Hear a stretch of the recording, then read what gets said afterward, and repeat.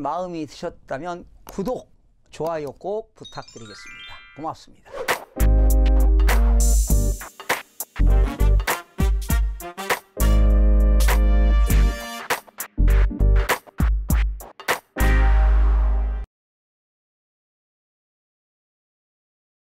시청자 여러분 안녕하세요. 반갑습니다. 김종표 구독자가요, 중국 경제가 붕괴된다 이런 내용을 보시고 이런 질문을 했습니다. 어찌 보면 과거 우리나라 IMF 상황과 비슷하게 보이는데요.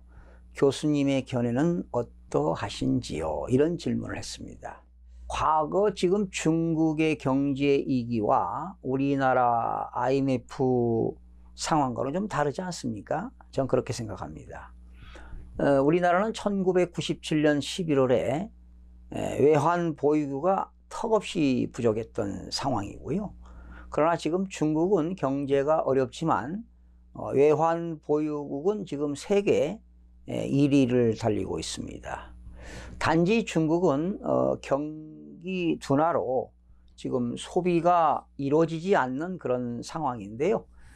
우리나라의 그 IMF 시절하고는 좀 상당히 내용이 다르다고 저는 생각이 들어갑니다. 사실은 그 중국의 경제 성장률은 2005년도에 11.3%였고요. 2007년도에는 경제가 아주 좋았습니다. 14.2%의 경제 성장률이 있었어요. 그리고 2009년도에 좀 떨어졌죠. 9.2%로. 그리고 2011년도에는 9.5%. 그러다가 2013년도부터 7%대로 하락했습니다. 7.8%. 그리고 2015년도에는 6%대로 하락했습니다. 6.9%. 2017년도에도 6.9%. 작년 2018년도에는 6.5%의 경제 성장률을 유지했는데 아마 올해 중국의 경제 성장률은 6.3%로 하락하지 않을까 이런 전망들이 나오고 있습니다. 사실 중국 경제가 2015년도부터 좀 어렵기 시작했죠. 2015년도에 경제 성장률이 6%대로 하락하면서 중국의 경제 위기 온다 이런 이야기가 2015년부터 나왔던 이야기인데요. 사실은 중국도 미국의 서브프라임 사태와 금융위기로 발전할 수도 있습니다. 중국은 2008년도에 미국발 그 서브프라임 모기지가 왔을 때 중국의 대출금리가 7%였었는데요 2017년도 재작년까지 4.4%로 금리를 내렸지요.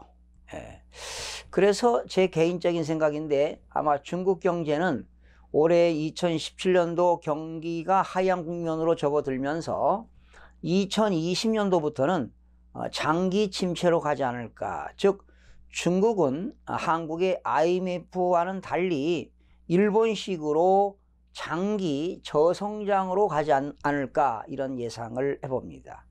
지금 중국은 2016년도를 보게 되면은요, 기업들의 부채가 상당히 증가됨에 따라서 기업들의 수익성이 악화되고 있습니다.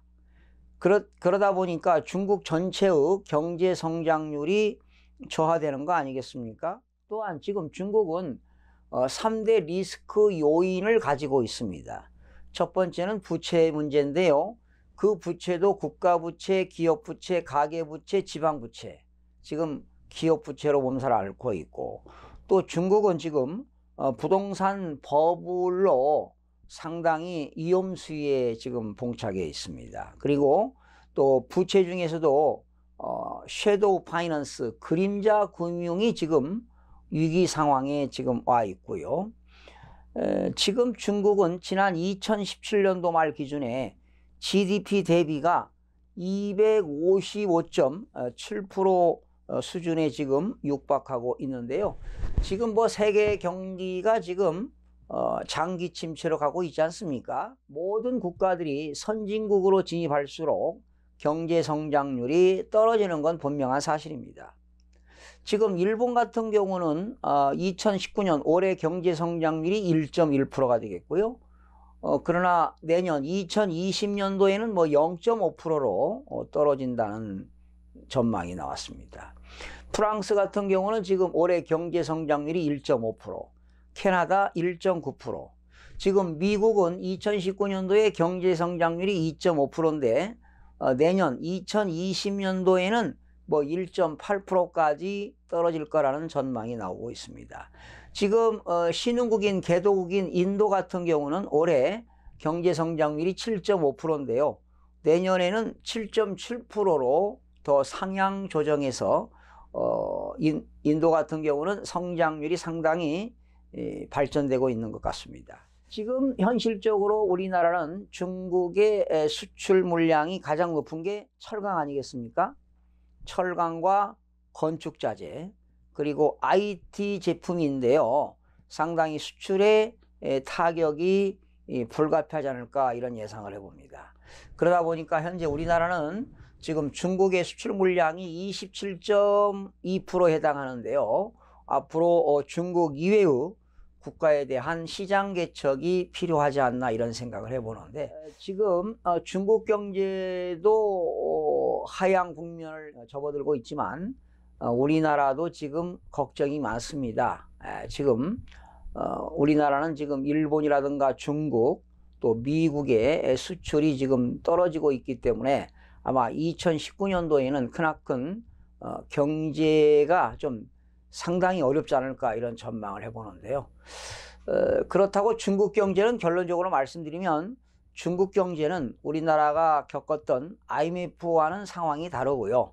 아마 중국도 저성장 시대가 온 것 같습니다. 그렇다면 중국도 일본식으로 장기 저성장으로 가지 않을까 이런 예상을 해보고 우리가 겪었던 IMF와는 상황이 좀 다르다고 저는 생각이 됩니다. 그러나 중국의 그런 경제가 크나큰 타격이 온다면 대한민국에도 크나큰 퍼펙트 스톰이 올 수도 있다 이런 전망을 하면서 오늘 김정표 씨의 질문에 답변이 되는지 모르겠습니다. 하여튼 시청해 주신 여러분 대단히 고맙습니다.